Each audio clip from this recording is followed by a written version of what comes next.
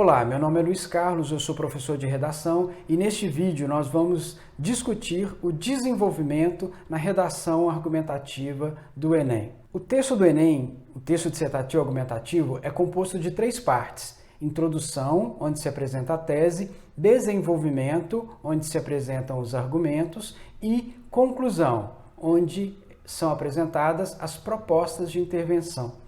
No caso do desenvolvimento, no texto do Enem, nós vamos geralmente trabalhar com cerca de 2 argumentos. Esses argumentos devem ser desenvolvidos. O que significa isso? Eles devem ser ampliados a partir de explicações, de conceituações, de dados estatísticos, de exemplos.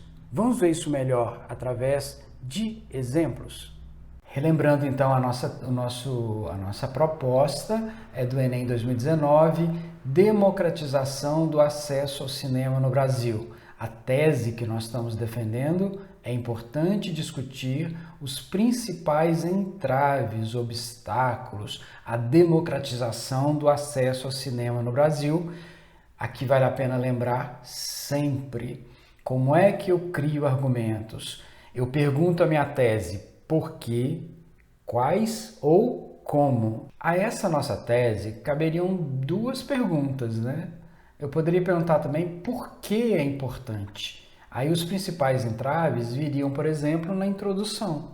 Então a nossa pergunta aqui é do nosso exemplo, quais? Então quais são esses entraves?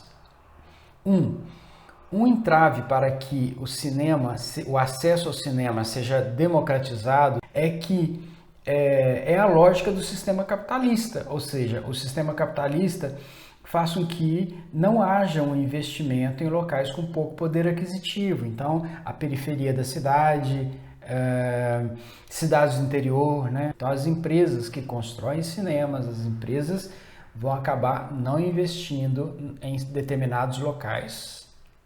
Segundo argumento, porque há uma pouca ação, né? Qual seria o outro entrave? O outro entrave seria a pouca ação ou a inação, né, do poder público para combater esse problema. Qual o problema? A falta de acesso democratizado ou democrático ao cinema. Aqui vale sempre lembrar, você pode e deve usar os argumentos que estão nos textos de apoio. Olha, para que servem os textos de apoio? Eles servem, para que você entenda melhor o direcionamento da proposta, para que você entenda, então essa tese que eu criei é exatamente o que eles querem. E 2, para que eu tenha argumentos. Então, os argumentos, eles são retirados da sua vivência, da sua experiência, mas eles são retirados também dos textos de apoio. Vamos ver o nosso exemplo, então, que é o primeiro parágrafo do desenvolvimento, o segundo parágrafo do texto. Um obstáculo óbvio são os interesses capitalistas. Isso porque esse sistema privilegia as regiões do país com maior poderio econômico, como capitais e cidades mais ricas, que acabam por concentrar a oferta de atividades culturais. Ou seja, nesse modelo econômico, a arte passa a ser tratada como um produto. Dessa forma, não é do interesse da indústria cultural oferecer a moradores de áreas com menor poder de compra as últimas produções cinematográficas, uma vez que, possivelmente, o lucro não compensaria o investimento. Como consequência, as salas de cinema passaram a se concentrar nos shoppings e nos grandes centros urbanos. Assim, bairros periféricos e cidades pequenas são privados dessa forma de arte. Eu tirei esse argumento de onde? De um desdobramento dos próprios textos de apoio. Olha, o seu argumento ele deve ser exposto na primeira frase de maneira direta e objetiva. E o nosso primeiro parágrafo do desenvolvimento começa assim, um obstáculo óbvio. Então, esse obstáculo é um sinônimo para a palavra entrave. Então, eu deixei claro aqui que eu estou dando continuidade à discussão. Não é necessário que você inicie esse parágrafo com a palavra primeiramente ou coisa do tipo. Então, eu exponho o meu argumento. Depois de exposto o meu argumento, o que eu faço? Eu faço um esforço aqui para poder explicá-lo.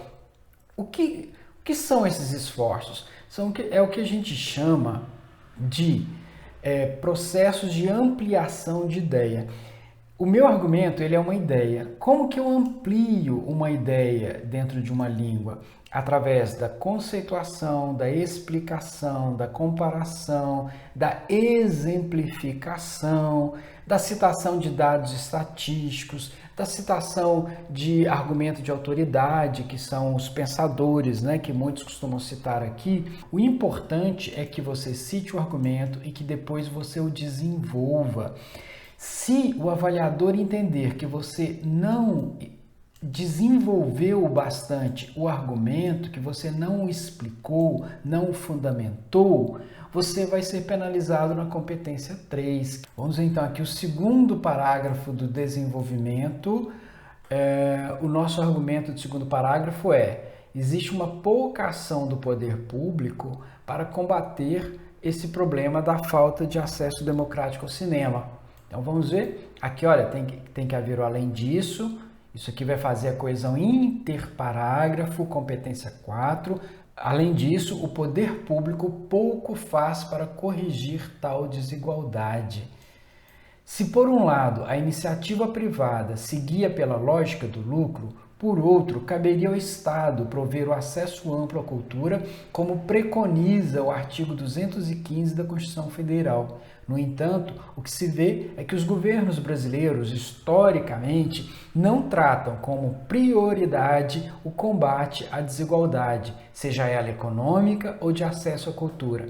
Nessa perspectiva, o que se vê é uma elitização daquela que já foi uma forma de arte popular no Brasil, já que o país chegou a ter, nos anos 1970, 3.300 salas de projeção, a maioria no interior.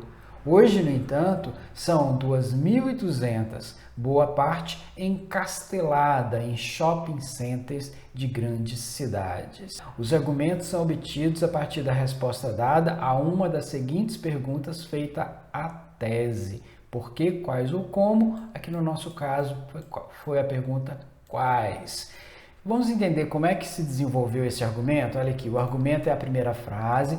Então, veja o que eu fiz aqui. Eu disse que um dos problemas era o próprio sistema capitalista que não constrói cinemas, não construiria salas de cinema no local em que ele entenda que não vai ter retorno financeiro.